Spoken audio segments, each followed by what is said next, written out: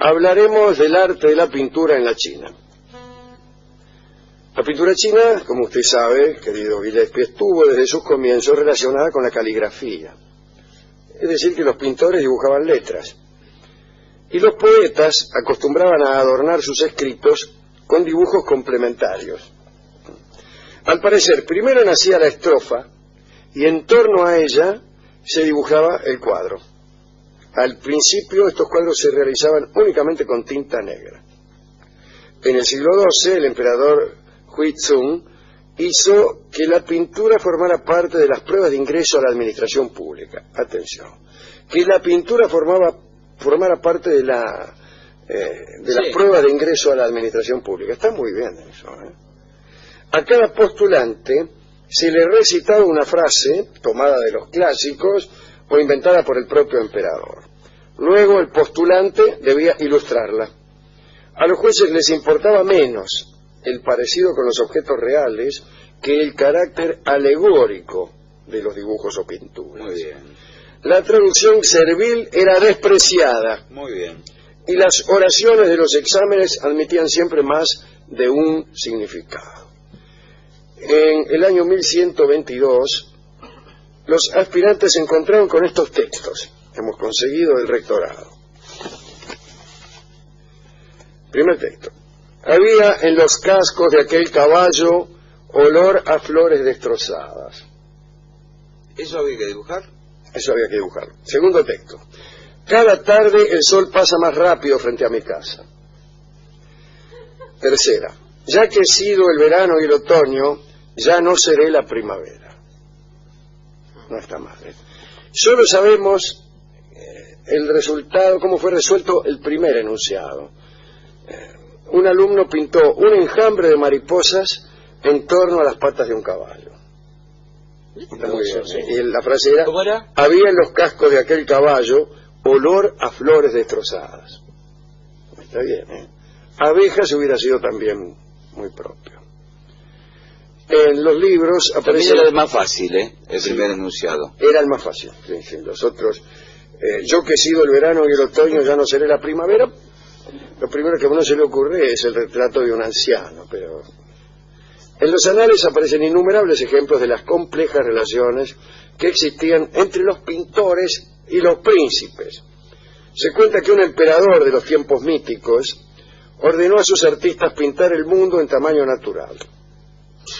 Bueno, esto es una tautología de difícil realización, ya que el mundo es grande, el mundo cambia, y el mundo contiene dentro de sí a los pintores y a la pintura.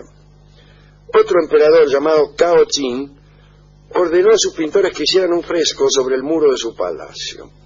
Terminada la ejecución, Cao Qin la encontró tan buena, tan perfecta y admirable, que hizo decapitar a los autores para que no hubiera otra obra semejante a esa en todo el imperio. Un poco drástico. Durante la dinastía Xia, el pintor Liang Jie se entretenía pintando en las alas de las mariposas el rostro de su bella hermana Wang Li. Luego dejaba que aquellos retratos voladores viajaran por todo el imperio.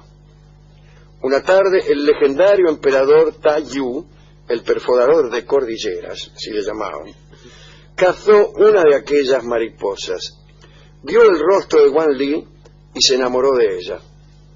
Inmediatamente mandó que un ejército recorriera las provincias para encontrar a aquella mujer. Se hicieron miles de copias de las alas de la mariposa que halló Ta Yu, pero Wang Li no aparecía. Para evitar castigos, los oficiales solían presentar ante el emperador numerosas jovencitas que se parecían lejanamente a la chica de las alas de la mariposa. El emperador se indignaba ante cada fracaso, pues no hay nada más enojoso que una dama que se parece mucho a la mujer que uno ama.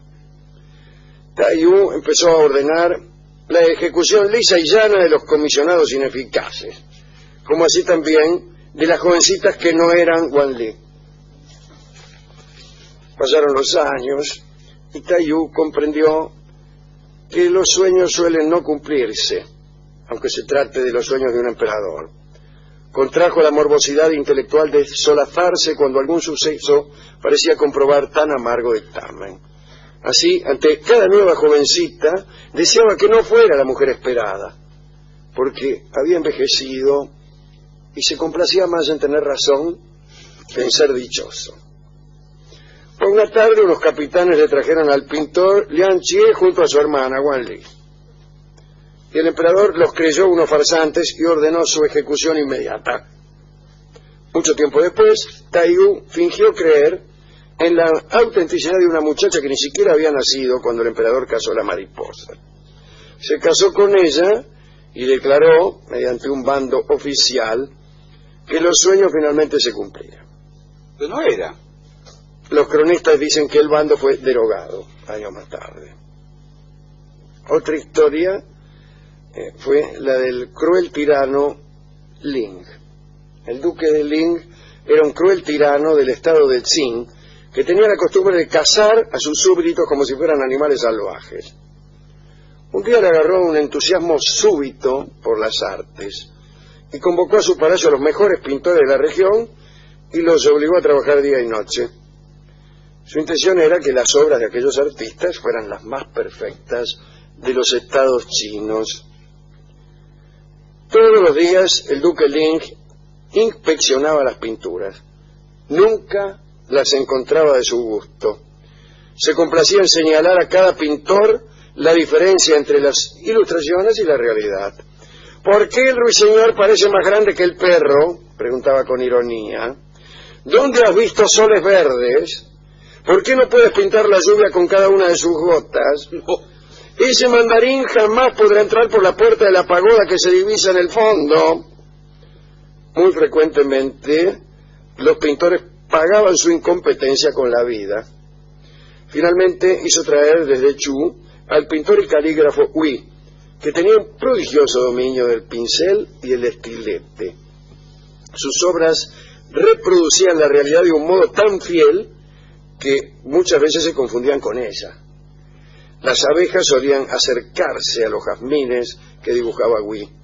También realizaba estupendos trabajos de escultura y orfebrería. Había construido una jaula de plata con 2 pájaros de oro en su interior, tan perfectos que los servidores del palacio les acercaban mijo para alimentarlos. Las frutas de cera engañaban a los mirlos más astutos. El tirano Ling, asombrado ante aquellas imitaciones, le ordenó que le hiciera un retrato. Hui, apartándose de las reglas tradicionales de la etiqueta y el dibujo, que recomendaban disimular las asimetrías del modelo, terminó la obra con la mayor exactitud. Parecía tan real que los cortesanos tomaron por costumbre hacer una reverencia al pasar frente al retrato. Todos dijeron que los dibujos de Hui formaban parte de la naturaleza y que cualquier intento de mejora en ellos sería una grave falta. Pero una tarde, el sabio consejero y ministro Chao Tung se atrevió a cuestionar seriamente esta clase de realismo. Dijo, en presencia del duque, que el arte debe diferenciarse de la realidad, ya que esas diferencias son precisamente las que producen placer a los espíritus sensibles. Es el artista y no la naturaleza la que decide el rumbo a seguir. Es el poeta y no la flor el que elige las palabras que serán para nosotros una rosa. El tirano Ling expulsó a Chao Tung de la corte, pero no pudo impedir que sus preceptos fueran seguidos por todos los artistas. A partir de entonces, Gillespie, para pintar una mariposa se pintaba a una joven. Para aludir al tiempo se dibujaba un llanto. Para nombrar un diamante se hablaba de una estrella. Los historiadores del estado del Qing comprendieron aquellas lecciones y cuando el tirano fue estrangulado por un pariente, escribieron que el arquero celeste había clavado una flecha en el retrato de Ling y que éste había muerto al instante. Y ahora mismo yo les cuento esta historia para decir que el cielo está oscuro y que nadie me ama. Eso es todo lo que teníamos que decir sobre los pintores. en la China. ¿Le gustaron estas historias? Mucho. Sí. La verdad, sí. Bueno. Sobre todo el concepto ese de que el arte se tiene que diferenciar de la naturaleza y de la reproducción exacta de lo que quiere. Y que eso es justamente el arte, la distancia que hay entre la representación servil y el corazón del artista. ¿A quién quiere que dediquemos esto? Yo se lo dedicaría a aquellos que siguen los preceptos de Chautun, el expulsado sabio filósofo del reino del Qin. Hemos ido Sí, de esto no hay a música. la discoteca. No hay música de esto. En esta radio ya aprendieron No puede haber disco. la lengua poética, y la discoteca no es una discoteca, sino más bien un salón donde personas hablan y dicen cosas que se olvidan. Es decir, es lo contrario de una discoteca, que es un intento por preservar la voz. En la discoteca que hemos puesto ahora se hace un intento por perder las frases. Hay varios empleados de la radio que dicen frases destinadas al olvido. Tratan de que estas frases sean lo más banales posible para que nadie las recuerde. Y lo consigue, gran premio. Pero al lado está la verdadera discoteca, disfrazada, por supuesto, de taberna. Y así, entre panchos Me diga que encontró. y empanadas, me dieron un disco que tenía que ver con esto, y que es La Mariposa. Tiene que ver con aquella Con el mariposa dibujo. donde el pintor Yang pintó a su hermana, la bella Guantú. Esta mariposa también es muy bella y es un estilo que cantará para todos nosotros Carlos Gardel, inventada por el propio emperador. Luego el postulante debía ilustrarla.